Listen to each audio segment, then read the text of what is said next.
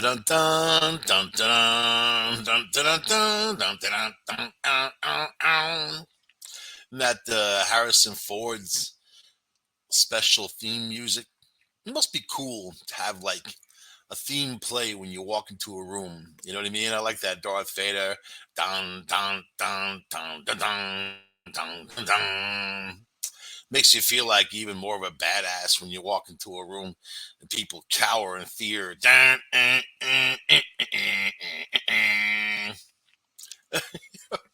So I wonder about past lives. I've often thought and wondered and thought, and you know, I'm a big believer in it. Past life, future life, all that kinds of stuff, right? It's a cycle, But in this particular show, we're going to talk about kids who remember their past lives and who have led investigators to locations, have named names, and even said who they were married to and whatever, which is very interesting stuff. Science tries to explain it, but they fail.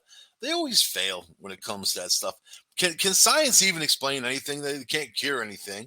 You know, they just gotta roll along. They can't explain a goddamn thing.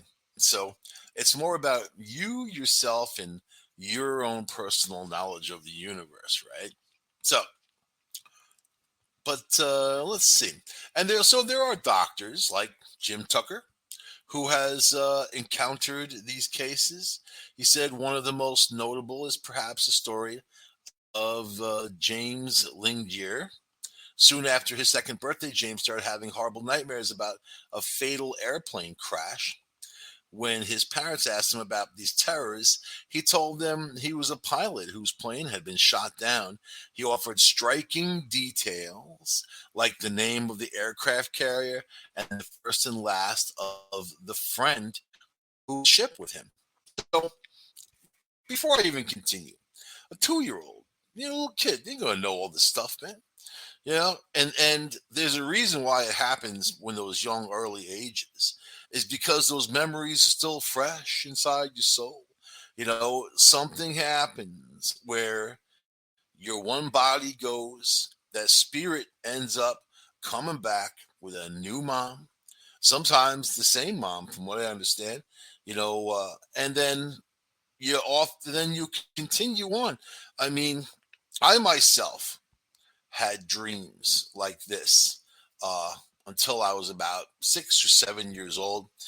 And I'll tell you, it wasn't just dreams. I would even be like seeing these images in my mind, or close my eyes and see this like fire, like an intense fire and like all this military stuff. And I had felt that I had gotten shot like diagonally across my body, like literally from shoulder down to the hip. And these images and dreams continued. I didn't say anything, didn't tell my mom. It was, and more so, you know what? It wasn't just the image; it was the feeling, that raw feeling of dismal death. It was the feeling of death, of ending, just a horrible, terrible feeling, right? That was just me. And around 7 years old, somewhere around there, I stopped having those images. Stopped. It wasn't something I even thought about to that point, right? So, okay, this dude's parents, much to his parents' surprise, James' statement had some uncanny similarities to a pilot named James Huston, who had died during World War II, nearly 50 years before James Lingier was born. In other words, it seems little boy James had experienced memories of a past life. Right? So you may understandably have a lot of questions in your mind. How, what, when, where? How does it happen? Ooh. Do all children have past lives? Why do they happen? How can you tell if it's a real memory versus a fantasy? So, but this doctor went and started doing research. So the average age when a child starts talking about their past life is 35 months. So usually it's around their third birthday, says Tucker. As they gain better verbal skills, they might discuss events that happened in their past lives or their previous family with their previous family members. 75% of them will talk about how they died in their last life. So in those cases, 70% of them are through some sort of unnatural means, murder, suicide, combat accidents, right? Combat accidents or combat, right? I mean, accidents. From those statistics, we can infer that a child is more likely to have a past life memory if it's associated with some sort of trauma from their previous life. Uh, Tucker notes that a child will typically reveal past life details when they feel safe or relaxed. The child has to be in the right frame of mind to talk about these things. It's usually during relaxed times, sometimes after a bath, during a car ride, whatever they're doing, is when they start talking about these things. So with me, I remember the jungle. I remember the explosions. I remember the smell. And you know what's really weird? Even sometimes today, I can get a certain whiff of something that will take me back to that then. So very weird stuff. And I'm not the only one that has experienced this, obviously. So, but they've gotten reports where the person did have a recurring traumatic dream in a childhood. It's difficult to verify those past life memories. But if a child has some kind of traumatic dream dozens of times, it may transcend fantasy and point to an actual memory of a past life. So, like the cases I've read about, and we're going to even talk about some of them. So, but the cases I've read about, these guys were very, very specific. Even what area they used to live in, what the street they lived on, even how they died specifically, and were able to prove it in a lot of senses. So in my case, I was born uh, in September of 1966. You know, Vietnam War had been going on before that, the Korean War. So I mean, those images could be consistent with those events. You know what I mean? So, is it a wild imagination or a past life memory? You're probably thinking that you can tell if a child is recounting a past life memory or if they just have a creative imagination.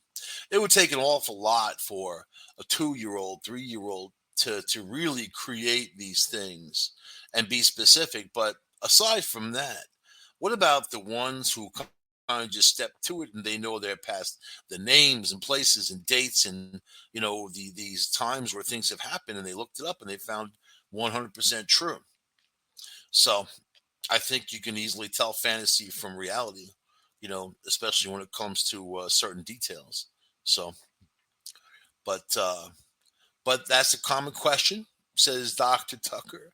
But the key is to determine whether a child's statements are actually verifiable. What the child describes, how much, does it match somebody who lived and died in the past? The child has to recall the right details. I mean, as the case with Lou Gehrig, that kid, uncanny, you know, and he started telling his mother about like all these images. You see, and actually, like they think they made a movie out of it or whatever. Let's see. Here we go. I gotta read you this one. Yeah, okay. All right. Lou Gehrig died in 1941. But what if he came back? Kathy Bird believes that her son, Christian Haupt, is a reincarnation spirit of Lou Gehrig. Bird wrote a book, The Boy Who Knew Too Much, laying out the case of why her son batted cleanup behind Babe Ruth. The evidence includes Christian at the age of 2 telling his mom, I used to be a tall baseball player. Is that a toddler just talking nonsense as he experiments with language? Or did he really mean to say, I won the MVP award in 1926? Bird also writes that Christian told her of traveling to hotels by train and recalling a falling out between Ruth and Gehrig. Okay. And she went to a hypnotist to unlock memories of her own past life of Garrick's mother, which she calls a past life regression. So Christian is 8 now and playing baseball for a travel team. He's also a Dodgers fan, probably because he loved beating the Giants so much in his past life. Is If what the mother says is correct, we can expect Christian's first 40 homer season to come in 16 years. So, but here's just another story. I mean, but this kid, he also said that he died of a disease that was named after him. So it's a very interesting story. You should check it out. But that's one of many, one of many. So let's see. When do these memories go away? Right. So while past life memories are typically associated with experiencing trauma, it usually fades by the time the child turns 6 or 7. So it is not like they're permanently scarred, he explains. But if a child doesn't remember their past life after a certain age, there's no need to get them to remember it. After all, these memories tend to crop up if there's some sort of trauma associated with death, which might not be too pleasant for the child to remember. So, why do only some of us remember past lives? It's another common question. Why do we all have past lives? Or some of us just verbalize them? Some of us know we don't say anything. Or do those who remember their past lives actually have them? According to Tucker, there's no evidence that everyone has past lives. Then again, there's no evidence against it either. However, he notes that because there is this trauma associated with past life memories, perhaps an individual is more likely to have one. Uh, they have some kind of unfinished business to tend to, something like that. Though the previous person had died violently or died young, he explains. Another similarity, he said, is that children who have past life memories tend to be very bright and very verbal at a young age. Think about the kids that can play the violin or the piano at 3, 4, 5 years old, virtuosos. It didn't just happen. I mean, they just hear the piano all of a sudden have that kind of aptitude. There's something inside of them that had that talent and that ability. There's a system to it, learning something. It just doesn't happen. I mean, some people have more natural aptitude than others in certain things, but not when you just come out and boom, you're playing Beethoven, you know. Let's see. So other children might have these past images of past memories. They just may not be the language skills or have the language skills to verbalize them. By the time they get to where they can really verbalize them, the images may have faded. Whereas with these kids, they start talking about it and it kind of firms it up. Yeah, you die a horrible death and that sticks with you, you know. So that transition between death and birth and what happens between the two, obviously your physicality is gone with your body. The physical presence you have, I'm talking about the flesh, meat, and bone of your life is gone, right? What's left is energy. And inside that energy, there's got to be memories because those memories get put into the next host, if you want to call it that. So, so what can past life memories tell us about what happens after death? Dick Sutphin was a guy does past life regressions, all that. Lived in Sedona, Arizona. He just passed away last year. Dick Sutphin, he's one of my first guests that I had on the show. He came on and we talked about past life. Going back into people's past lives, and sometimes people have problems now that they carried over from their past lives, and he was the guy that you go to help try to solve those problems, right? So past life memories can be fascinating, and only a portion of the population actually encountered them. That's not to say that we can't learn from those who do remember their past life, according to Dr. Tucker. His research only strengthens the notion that consciousness transcends our physical being. There you go. It's also interesting to note my love of military items as I was growing up. I mean, as soon as I could, I'd be hanging out in the Army Navy store, buying knives, bayonets, and cool stuff, and I don't know, ammo boxes to put my stuff in, and things like that. I just thought it was really cool, and a lot of my friends weren't really into that at that point. I got them into it because they started seeing some cool stuff, you know. So I'm actually the one who started. This is going to be sound funny to you. You may not believe me, but I don't care. I'm the one who started the whole camouflage craze in Brooklyn and Queens.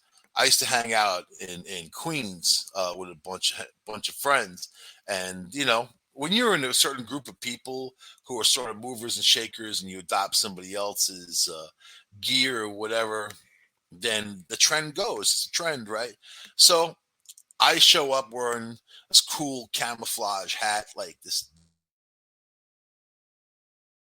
Vietnam jungle hat, real cool, floppy brim, and I had a cool camouflage jacket on. Man, it looked good, it looked cool. I was wearing the rest of it was black, and it looked good.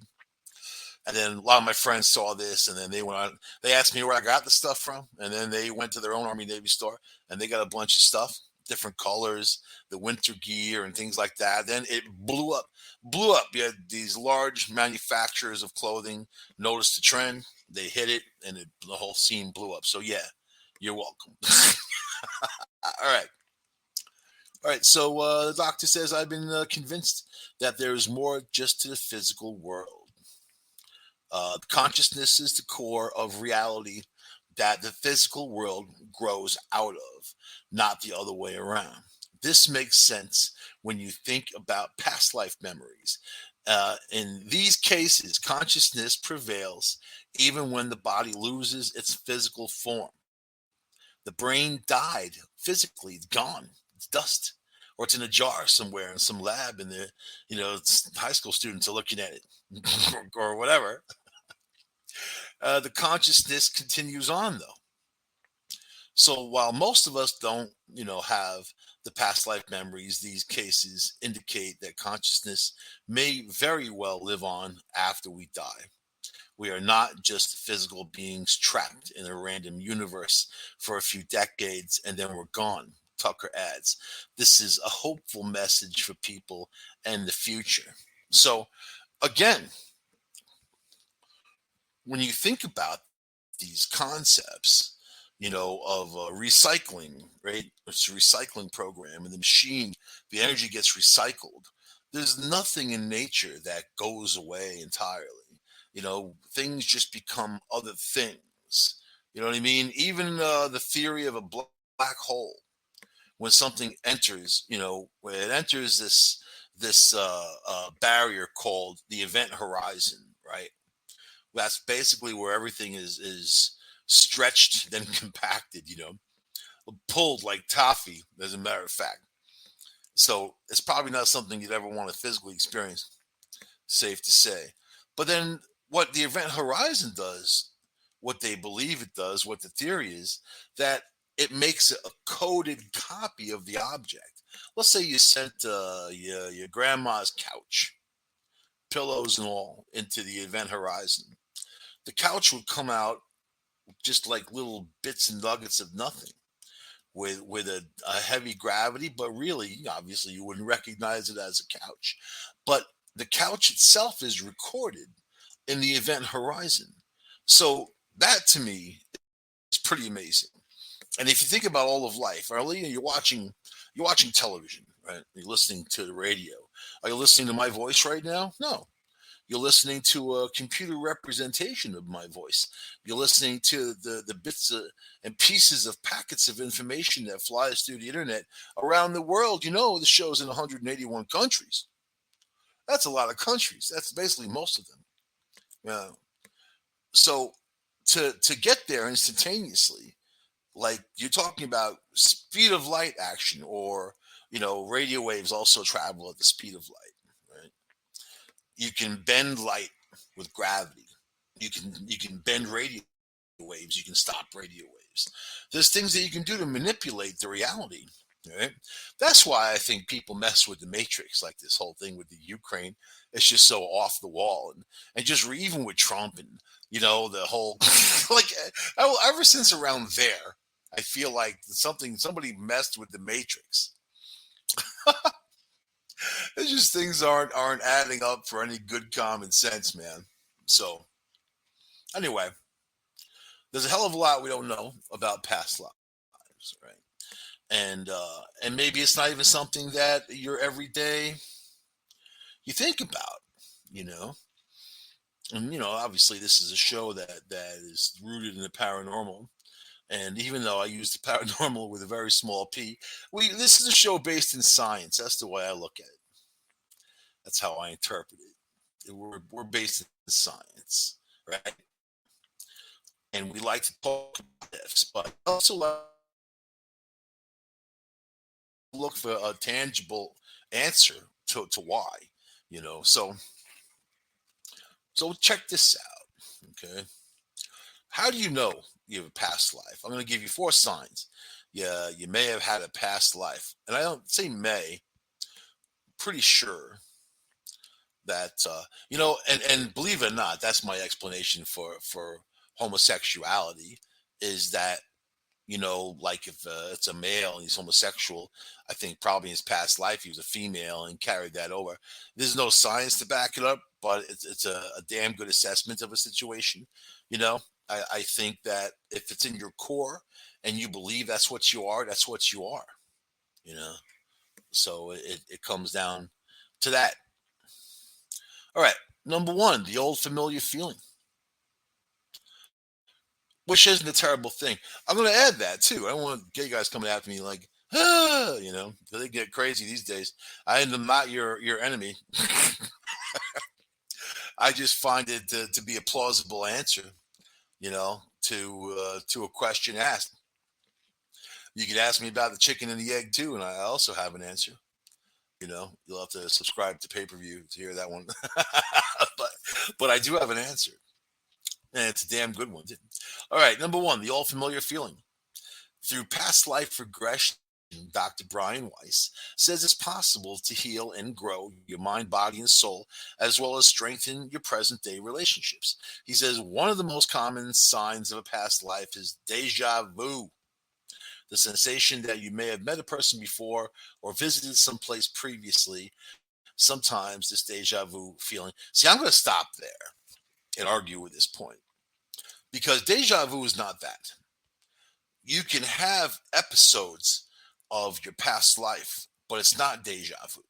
Deja vu is the feeling that you've experienced that moment before, not something. Oh yeah, that store was in, the store over there that was in my past or something. Or no, no, no, no, no, no. Deja vu is that moment. The moment that you're feeling. I have moments of deja vu where I can actually predict what's going to happen next because it comes back to me also like a memory, which is really interesting, you know. So past life regression or past lives, or knowing that your past life is more hitting on things that you have no idea why, or being drawn to something for no good reason, or even meeting somebody that you feel like you've known them all of your life. Like you feel so, it's a level of comfort. You feel so comfortable around them. That's more like that. So let's get on this guy. Okay. And I'll tell you about deja vu. I'm also going to tell you why I believe deja vu exists. I believe that time overlaps itself to make it seamless. It doesn't just go end to end. These are radio waves that are kind of intertwined and overlap. In that overlapping, I think you can definitely get a general sense of the near future, the near past. You can kind of pull it in. So last week on the show, we talked about remote viewing and being able, going to Las Vegas and being able to see numbers or know what cards are going to come out or what machine's going to hit next because you have that feeling it's going to happen, and it's beyond just a feeling. All right, I'm going to try that one day, man. You know what, I'm going to go to Vegas and I'm going to try some remote viewing and record it. Do a show. They'll kick my ass right out of there, but they don't like people that helps them lose money, right? Then I'll start having remote viewing classes right there on the sidewalk for free. You know what I mean? Anyway, how about this? Your dreams are so real, it's like you're actually there. Do you have vivid, detailed dreams of yourself in different times and different places? That might be a past life memory emerging. Let's see. Eh, I don't like this. I don't like these examples. They're not really. They're not doing it for me. Not doing it for me. Let's see. We've gone past the kid stuff. You guys probably want to hear more about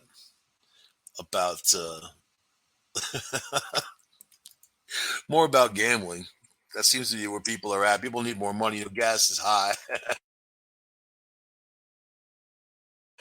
People need more cash these days. They'll take any kind of thing.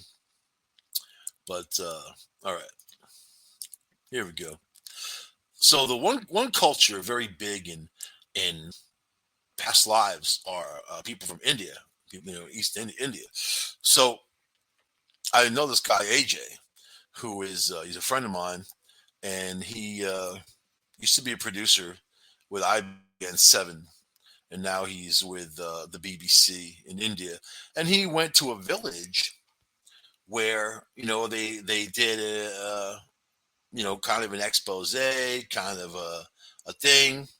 This village, every couple of families on the block were reincarnated, and they knew who they were, where they were from, and those images didn't go away when they were 7 years old.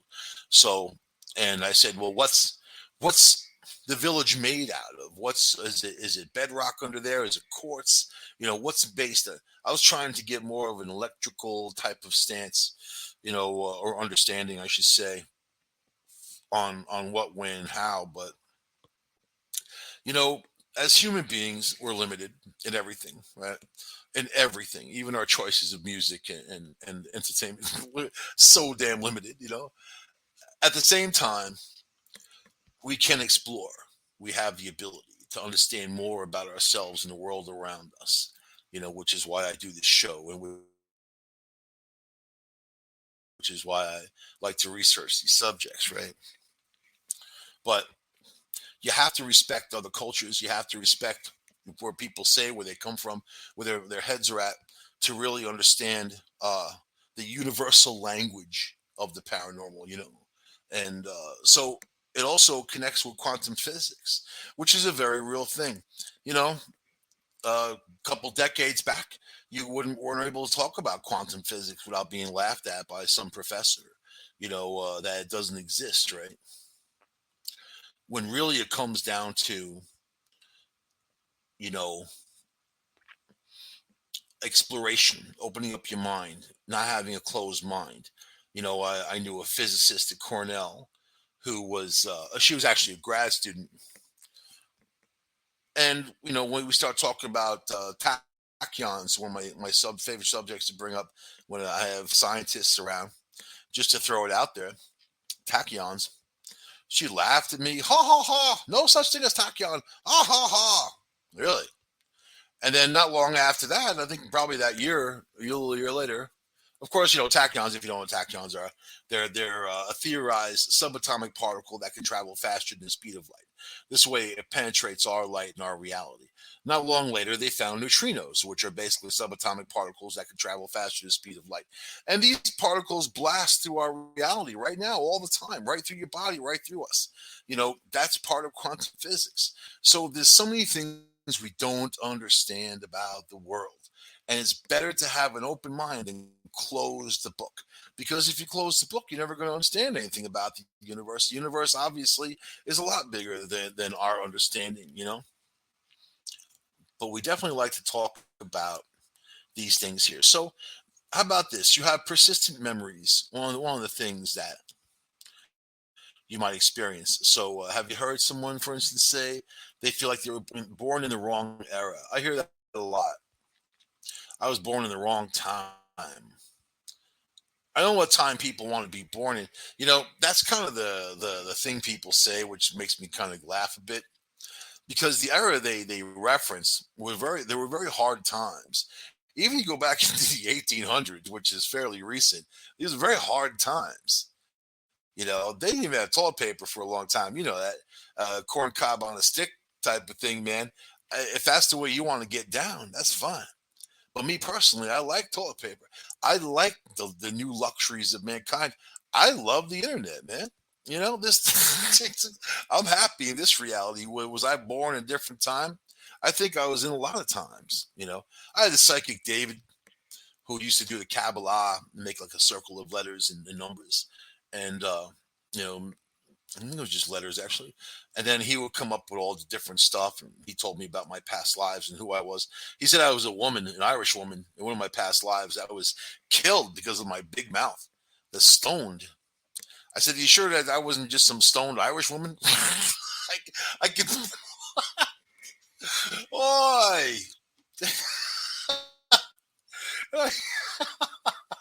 some stoned out Irish woman. Oh, you have a bit of the whiskey, yeah, a little bit of bud. Oh my god. So yeah, I can see that big mouth killed. Yep. There's things that I can see that now, let alone then. But these are your traits that you have for maybe no good reason, and but they might exist because of that, right? All right. Let's see.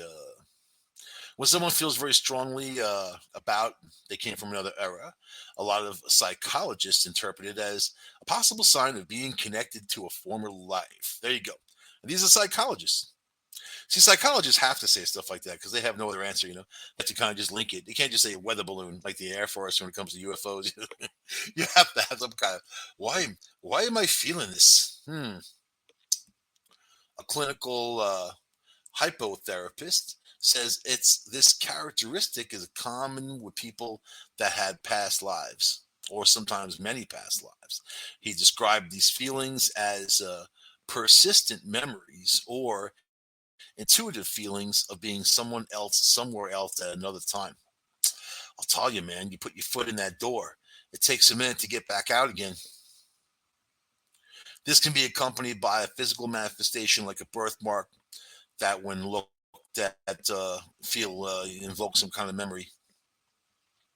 When I do paranormal investigations, with a group, we go into these places, and I kind of describe it as building a bridge, and it takes a few days to shake it off after you're done, but you really feel like you're connected, and then that's when you get the big evidence. That's when you get the conversation. That's when you get all the information that you're looking to gather, right? Just to throw that out there. So, how about you have unreasonable fears, right? Do you have any severe fears that just don't make sense? Dr. McGrail has had incredible experiences with patients who do and who have come to revelations about their previous lives. One woman he worked with developed an intense fear of death just because she looked up at the sky one day. In hypnotherapy, we did a past life regression, and she saw that she had been falsely accused of murder and sentenced to hang. Just before they put the hood over her head, she had looked up at the sky and saw the clouds. After that session, her fear was gone and she went back to her formerly happy life. Think of that.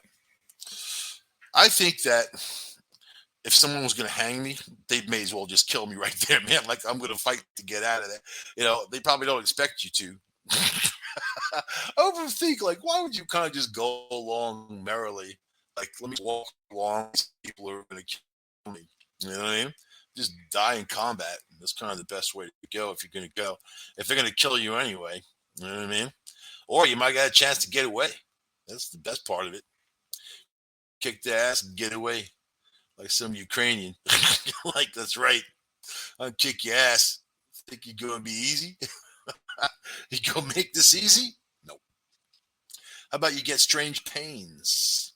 If you had a physical pain that has bothered you for a decent part of your life, one that doctors don't seem to have an answer for, it could be a result of something that happened to you in another life. At least That's what hypnotherapists like Dr. McGrail think. Having a physical or emotional issue, it can be persistent or suddenly appear, a pain, a fear, a phobia, and it has no discernible origin.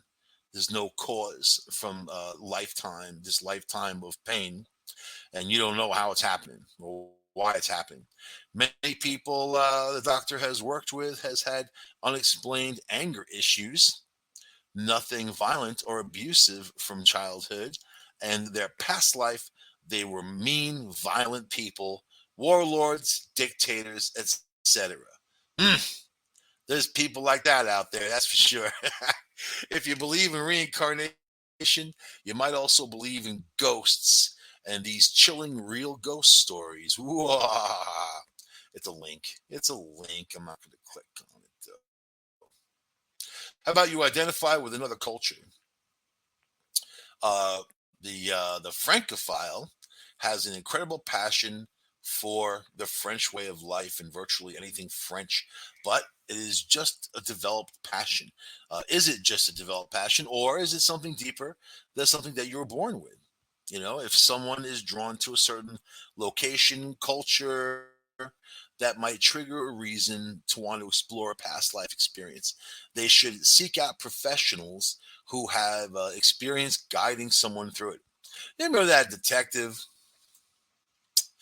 Who's that detective in Atlanta? Let me see. Who remembered his past life? He found himself at Gettysburg.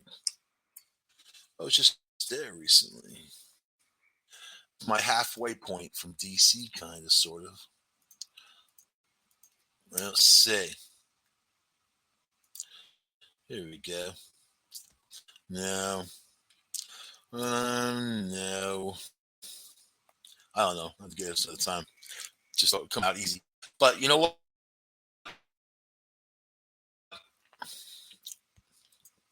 We got to talk about it anyway. But so yeah, he was this detective from Atlanta who found himself, believe it or not, the same name, first name, last name. And then he had found the soldier that had died at Gettysburg and found his grave that they made for him. And even they found his picture. It looked like him. So, and this guy's a detective. This guy's coming out saying, hey, and he even said that, he didn't want to be like discredited as a detective or whatever, but he just had all this information. How much of it do you think is real and not real? I mean, come on. And the guy had the feeling. He also had the sense to look. So, how about you have inexplicable skills? Child prodigies astound everyone around them. The question is, do they really have the innate talent to master the piano at the age of 6, or is it more than that? What about a kid who knows how to speak another language before they've even been taught a language? How come? What about these are huge? Well, these are huge indicators that there might be a hypnotherapist in their future who can illuminate perhaps their past lives. They may even have a skill or a trait, positive or negative, that is no obvious reason that they would have that. Yeah, like when I was 2 and started smoking cigarettes. You know what I mean? Pass me that Marlboro. Hmm. I actually did when I was like 8. Believe it or not, my father had a gas station, and I was forced to work there on weekends at a tender age, pumping gas in cars, harmful chemicals, man. And then he had a cigarette machine, and cigarettes were 45 cents a pack. That's how freaking old I am. 45 cents a pack. So the mechanics I thought were pretty cool. They were goofy. They were always smoking cigarettes and whatever. My father didn't smoke cigarettes. But so I bought a pack with my tip money, man. And then there was this park in my town called Candyland Park, Rockville Center, Long Island. And I got a bunch of my friends together, and I was like, "Look what I have!" They're like Marlboros. So there's like 6 of us, and then we all like light one, and light a couple, and kind of like look at each other like, "Hey, look, we're cool," because cigarettes were a big part of the culture back then. In the 70s, it was a huge deal. A lot of famous people smoked, and that kind of sold the cigarettes, and they even had ads with Santa Claus smoking cigarettes. So then my friend Chris's oldest sister Ingrid comes over. She's probably 5, 6 years older, in her mid teens, somewhere around there. And then she was like, "You're doing it wrong, stupid." Like then she like takes a cigarette and shows us how to inhale and puff and all that. What a big sister's for. Anyway, yeah. If I have to show you how to do something like that. So I don't know. But those were like real cigarettes. They were actually made of like real materials, with the stuff they put in there now, the chemical additives and whatever. I'm not saying they were better for you. I'm just saying that they're different and they're totally different now. Anyway, yep, cigarettes, bad habits. I'm an amazing shot with a gun. I mean, I can practically close my eyes and put the bullet where I want it to go. I've won competitions and stuff like that back when I was young. I was really into it. I had my first 22 when I was around that age, 8. My father gave me a Springfield 22. And this dude was from like New Mexico, grew up in the middle of nowhere in New Mexico. The people lived by the gun. They had guns in their vehicles and whatever. It wasn't like a thing. So on Long Island, it was a little different. Probably weren't a lot of 8-year-olds getting a 22. But, uh, but it was just a single shot little 22. I valued that thing. I cleaned it and was real cool. I don't know. But yeah, I can definitely put it where I want without any training. By the way, it wasn't like anybody showed me how to shoot. It was just hand-eye coordination and that type of thing. Yeah, some people can be really good at hand-eye coordination. Some people aren't. Does it mean anything? Military connection or whatever? Probably not. My love of military gear though, I don't have it anymore. Really, honestly, I don't have it anymore. There's not much of it left that I even care about. Now the things that remind me of war are things that are negative, and it's not something that I want around. So there's also that. You know, I still like guns though. But okay, how about you have inexplicable knowledge, similar to having inexplicable skill is having that same level of knowledge. Several years ago, for instance, a story I had been told about a child remembering his former life as a World War II pilot made headlines.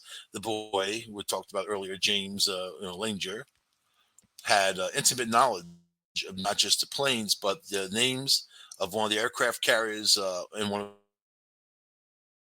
his co-pilots.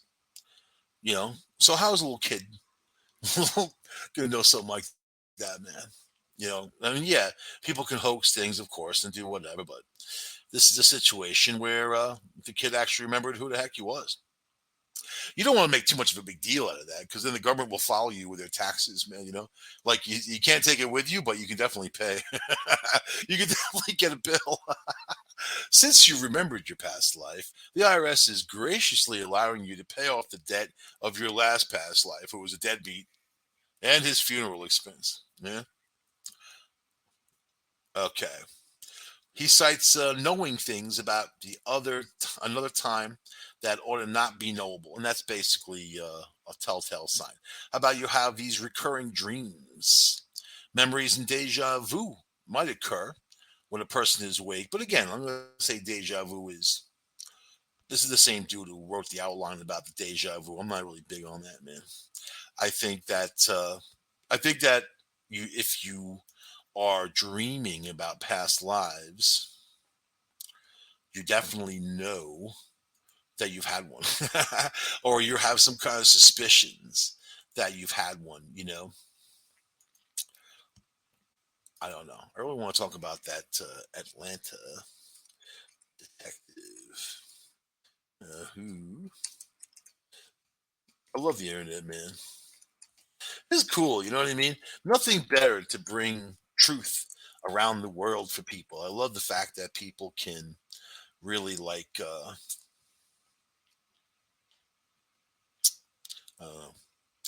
really communicate with one another. There's so many people I've made friends with in other countries that I would never have been able to. But yeah, I can't find the stupid story, man. It's a really old story, and it's probably not easy to find. So Anyway, I'm gonna leave that there because there's you can't put in Atlanta and detective and it's just all kinds of homicide and whatever. What the hell's going on in the world, man? My God, a month ago we weren't really talking about World War III and all this stuff, and I think there's so much that people need to focus on and get away from. Just the images of all of it is going to give you PTSD if you watch enough children get killed. It's a terrible, terrible situation. So, and that negativity breeds other negativity. It just reeks of it. You know, there's nothing you personally can do to stop these things. The only thing you can do is be there for the ones around you. But reach into that past life. So, what's your problem in this life? Dick Suffin said people have problems in this life that they carried on from their past lives. Eating disorders, other addictions, things like that. Fear, just like we talked about earlier, fear for no reason. Maybe you have a fear of heights for no reason, no good reason. A fear of water for no good reason. I mean, usually there's something that causes that at some point, and then you can kind of find some kind of conclusion. And it's also interesting when people do this past life regression, when they find out what the problem is, the problem it largely gets solved and it doesn't happen again. So I like it a lot. Anyway, I'm going to end the show on a high note.